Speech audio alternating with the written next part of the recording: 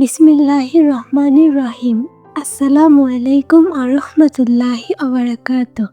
স্বাগতম আমাদের সুন্নাহ কথা এসপি ইসলামিক ইউটিউব চ্যানেলে, যেখানে আমরা পবিত্র কুরআন, হাদিস, ইসলামের ইতিহাস এবং ইসলামী জীবনধারার বিভিন্ন দিক নিয়ে আলোচনা করি। আপনারা আমাদের সাথে থাকুন, ইসলামের জ্ঞান বৃদ্ধি করুন এবং আল্লাহর নৈকট্য অর্জন করুন।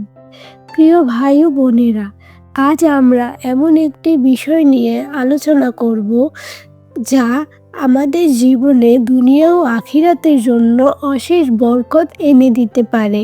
হাদিসের আলোকে আমরা জানি, ফজরের সালাত আদায় করার পর যদি কেউ আল্লাহর স্মরণে বসে থাকে, দোয়া দরুদ পড়ে এবং সূর্য ওঠার পর 2 রাকাত ইশরাকের নামাজ আদায় করে, তবে সে এক হজ ও এক উমরার সওয়াব লাভ করে।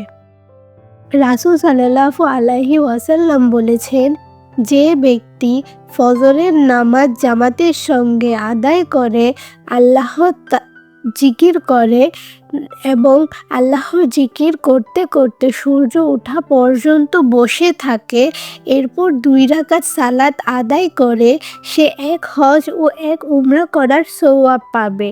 এটি আল্লাহর অপার রহমত যে আমরা এত সহজ একটি আমল করে এত বড় পুরস্কার অর্জন করতে পারি।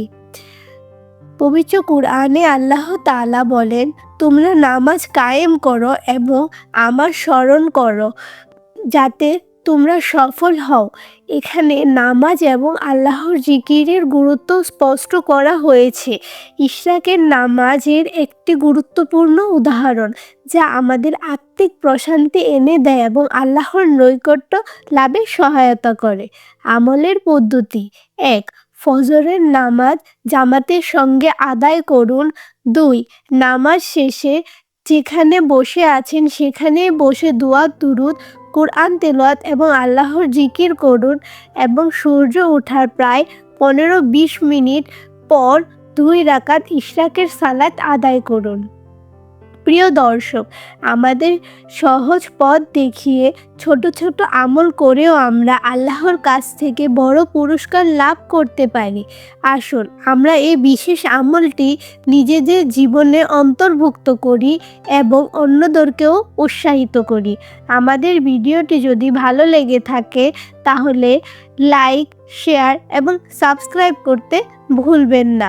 আল্লাহ তাআলা আমাদের সবাইকে এই আমলটি করার তৌফিক দান করুন। আমিন।